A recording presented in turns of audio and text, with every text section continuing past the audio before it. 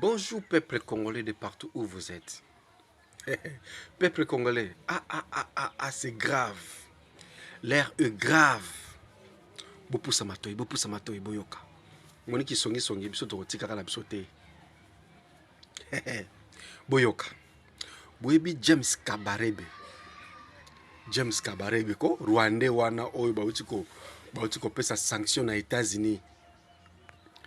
James Kabarebe azali neveu propre ya Paul Kagame. Donc, na kati ya Rwanda, mutu moko te a gagné confiance ya Kagame lokola James Kabarebe parce que c'est le neveu propre ya Kagame. Donc, pillage nyonso basalaka au sol congolais. Badon nyonso ba recevaka à l'étranger. Mutu a fongola compte na États-Unis pour na kobomba mbongo wana, c'est James Kabarebe. Donc, ba immeuble nyonso o James Kabarebe bazanango ba bateau ba bien nyonso ba compte ya minene o bazanango na kati États-Unis. Oya James Kabarebe c'est pour Paul Kagame. Et plus loin encore, lokola. Donc, eza susi kama kobomba te. Poliwa si ton demande so dia kokufa. Ya non susi kama kobomba te. Kabila Lisusu, membre de famille ya Kagame, donc Kabila Lisusu a neveu propre ya Kagame. Étant placé ici au Congo comme président de la République, ezala qui toujours au travail ya bango moko, au profit ya bango, ya kozwaka ba bien ya Congo, ba minerai ya Congo kote kaka. Donc mutu ozala qui chargé ya kobomba ba mbongo wana à l'étranger, c'était James Kabarebe. Alors, tout l'argent que Kabila bénéficiait ici au Congo, Moutazala qui mieux placé, Yakobo Mbongwana à l'étranger, aux États-Unis, et qui toujours James Kabarebe. Donc, quand il y a Kagame, quand il y a Kabila, c'est lui qui gérait ça, c'était plus James Kabarebe. Donc, si moi, mobile Nabiso Félix Antoine Seketi Lombo, Fachi Béton, amené diplomatie, na ti. Ba vérité que bimakuna to bakuta fundi bango. Donc na minute oyo ba compte nyonso tout oya James Kabarebe aux États-Unis. Donc c'était poussé par cela que Trump a commis à niveau ya confisquer tout le bien des politiciens africains na kati États-Unis. Mama okosamba na nani? Okosamba na nani? Na Trump okosamba na yeye ndenge nini? Alors na minute oyo ba bien na bango nde bakangi yango boyoki étudiant en sciences de silence, licencié en sciences de silence que Joseph Kabila abimi na silence pasi na motema po oyo bakangi bango yango nezaki clé na bango bomengo na bango.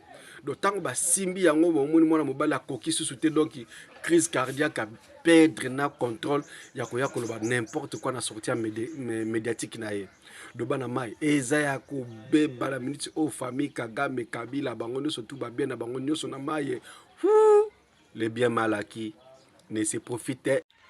Bonjour peuple congolais de partout où vous êtes. Peuple congolais, c'est grave. L'air est grave. Bopusa matoi, boyoka. Moniki songi, biso tika kala biso te. Boyoka. Boyebi James Kabarebe. James Kabarebe ko Rwandais wana oyo bauti ko pesa sanction na États-Unis. James Kabarebe azali neveu propre ya Paul Kagame. Donc, na kati ya Rwanda, mutu moko te a gagné confiance ya Kagame lokola James Kabarebe parce que c'est le neveu propre ya Kagame. Donc, pillage nyonso basalaka au sol congolais. Badon nyonso ba recevaka à l'étranger. Mutu a fongola compte na États-Unis pour na kobomba mbongo wana, c'est James Kabarebe.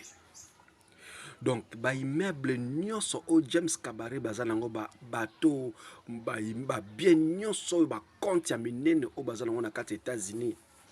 Oya James Kabarebe c'est pour Paul Kagame. Et plus loin encore, Lokola. Et ça, c'est ce que bombaté. Poliwa, c'est un demande sur Diago Koufa. Et alors, c'est ce que bombaté. Kabila Lisusu, membre de famille à Kagame, donc Kabila Lisusu a un neveu propre à Kagame.